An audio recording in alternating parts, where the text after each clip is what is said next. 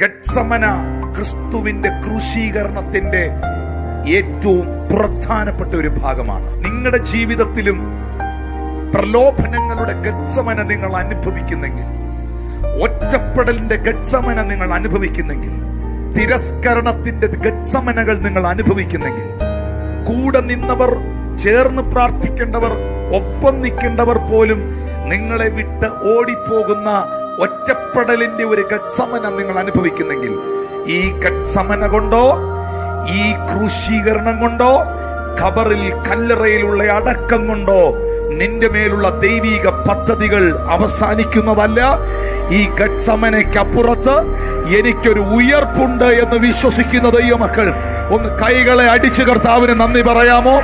ഈ ഗത്സമനയ്ക്കപ്പുറത്ത്, ഇന്ന് ഞാൻ ഫേസ് ചെയ്യുന്ന ഈ പ്രതിസന്ധികൾക്കപ്പുറത്ത്, ഇന്ന് ഞാൻ ഫേസ് ചെയ്യുന്ന ഈ പ്രതികൂലത്തിനപ്പുറത്ത് എന്റെ ദൈവം എനിക്ക് വെച്ചിരിക്കുന്ന ഒരു ഉയർപ്പുണ്ട്.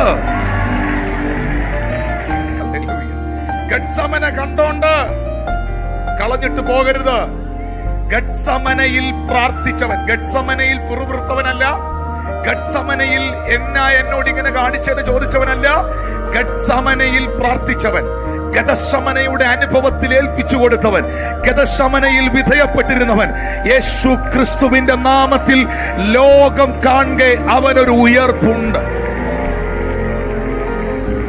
ഞാൻ നിങ്ങളോട് പ്രവചിക്കുകയാണ്, നിനക്കും നിന്റെ കുടുംബത്തിനും ഒരു ഉയർപ്പുണ്ട്. നിനക്കും നിന്റെ തലമുറയ്ക്കും ഒരു ഉയർപ്പുണ്ട്. യേശുവിന്റെ നാമത്തിൽ, നസ്രയനായ യേശുവിന്റെ നാമത്തിൽ നിന്റെ ജീവിതത്തിന്റെ എല്ലാ മേഖലകളിലും അടയപ്പെട്ട കല്ലറയല്ല, ചുമക്കപ്പെട്ട ക്രൂശല്ല, വീണ് കിടക്കുന്ന ഗത്സമനയല്ല. ആമേൻ. ദൈവത്തിന്റെ മേഘം ഇറങ്ങി വന്ന് സ്വർഗാരോഹണം ചെയ്യുന്ന അനുഭവങ്ങളുണ്ട്.